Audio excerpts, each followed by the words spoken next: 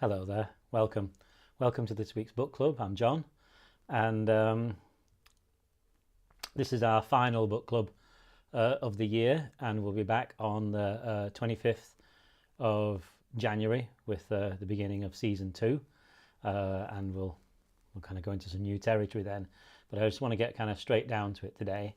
And the story we looked at was Happy Christmas by Daphne du Maurier. It's a story that she wrote in 1962. And in this story, we meet the Lawrence family. We meet Mr. Lawrence and Mrs. Lawrence, who is called Kitten. And she's a kind of like perfect kind of English blonde of the 1940s, which is, I think, when the story is set. We also meet their children, Bob Lawrence, who is 10, and Marigold Lawrence, who is 7. And they are they're an upper middle class family, and the two children are typically over entitled little nightmares. But they're setting up for Christmas. It's Christmas Eve, and they're setting up for Christmas. And just as in everybody's house, the Lawrences are kind of pointing at things and kind of fiddling with things while the servants do the work. So the boy has come in from the garden and is helping put the lanterns up, and the nurse is looking after the children, and the maid is setting things up for tomorrow for the dinner, and so on. And they've got guests coming, two big families coming to join them for Christmas dinner the next day. And in this scene, the phone rings, and Kitten, or Mrs. Lawrence, answers the phone and comes back very distressed and tells her husband about it. And because it's during the Second World War, there's the town has, I think it's just in an area just outside of London, the refugee officer has told the Lawrences that they have to take 2 refugees tonight because they just they're overflowing with people. The children worry that the refugees are going to come and steal their beds and steal their toys.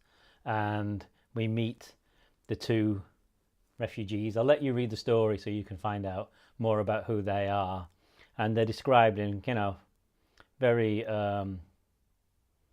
descriptive terms, shall we say, for the time.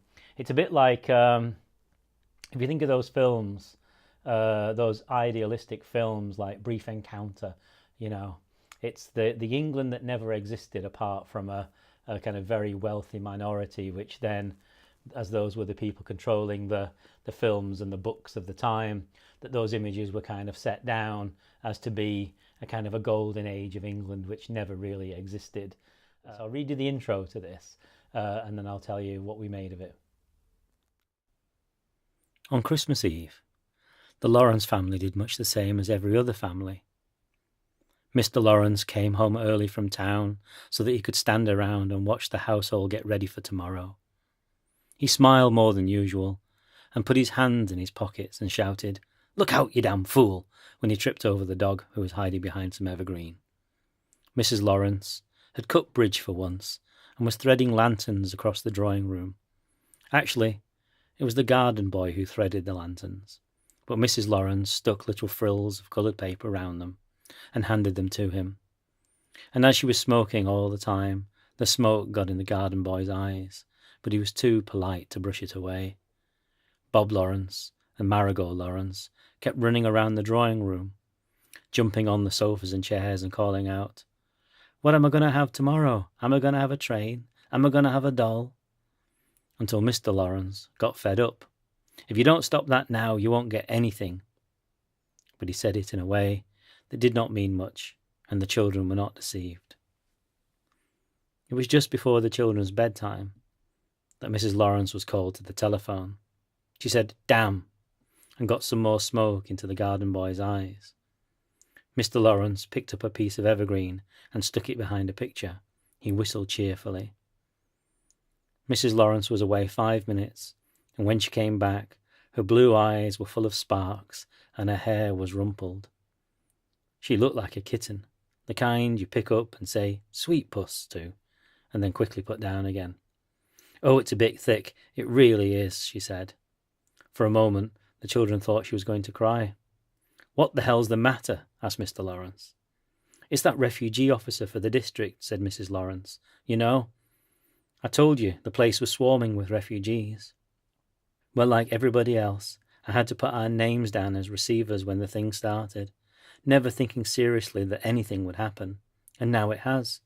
We've got to take a couple here tonight." So there we go. And the group just adored this story. It's just, I mean, you know, these people seem to be what you'd imagine to be du Maurier's set, if you know about her. And you know, she's Dame Daphne du Maurier. Her husband was something big in the army, with kind of more salad to kind of, you know, it would kind of extend off the screen and kind of down the road. He had so much sort of salad on his chest, and the kind of the twist that she provides at the end, which I will not even hint at, must have just, you know, must have really set her apart from the people who would consider to be her friends. It's really quite interesting. So we loved the setup. We loved the kind of the, you know, du Maurier's kind of knowing of this kind of this falseness, and this kind of you know, protected world. And we even felt kind of quite sorry for these people in a way, and that they're kind of typically removed from their own lives. They don't even raise their own children. You know, when the children get a bit naughty, it's the nurse who takes them off to the bedroom so that the adults can kind of not be bothered with all that. So yeah, if you do have friends who you know, have a kind of a golden view of a world that never existed, shall we say, then maybe this is a story for them. And it'd be great to find out what you think of it. For our poet, I wanted to kind of finish on a treat. Both story and poems have a kind of Christmassy feel. It's just right for the time of year. And we looked at two poems by the wonderful Dorothy Molloy. We looked at Postman's Knock and In the Makeshift Village Cinema, from her book Hare Soup, which came out in 2004. This is Postman's Knock.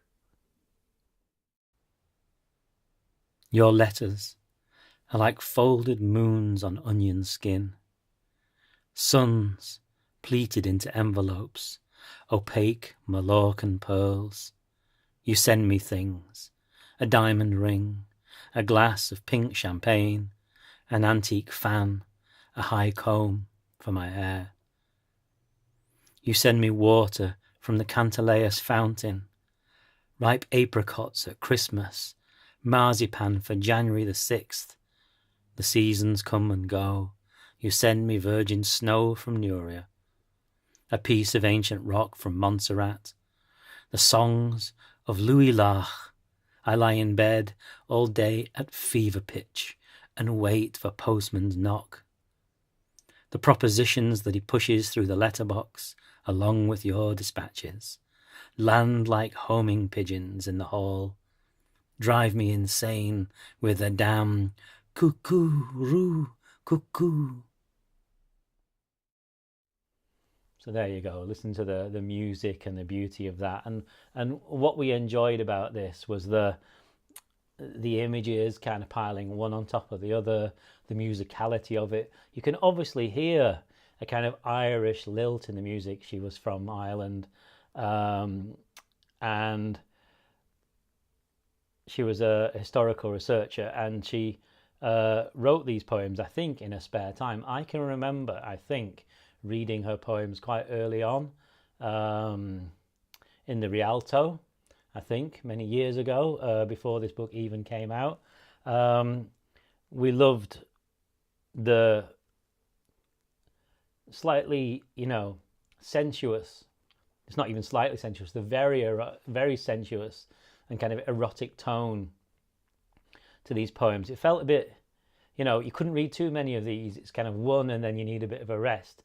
They're so rich in a way with imagery and kind of lilting loveliness. So yeah, I just wanted to kind of finish on a really beautiful note with these poems. Sadly, however, the book was all prepared to go in 2004, and 2 months before it came out, she passed away. So she never got to see her book in a bookshop, which is a very sad thing, because for any writer, I can tell you that the day you walk in, the day your book arrives, the first proof of your book arrives through the door is a hell of a day. But the day that you are in a bookshop, in a city somewhere, and there's your book on the shelf, there's nothing like that. And she never got to have that. But we have got her poems, and there have been 3 volumes of her poems. I think this is the best one, and I could strongly recommend this.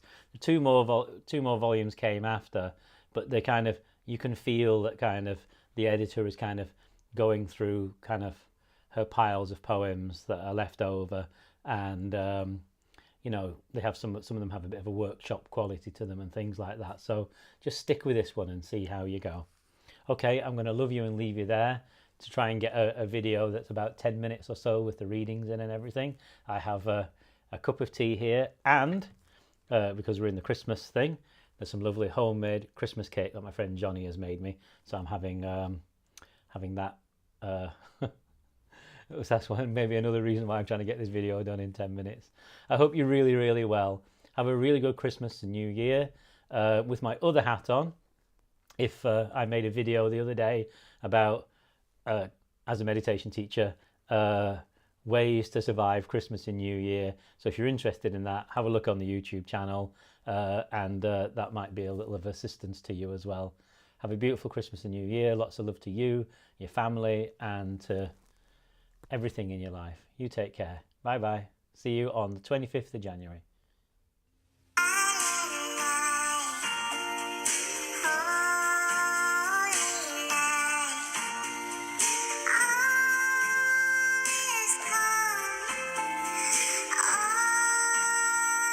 Merry Christmas, everybody.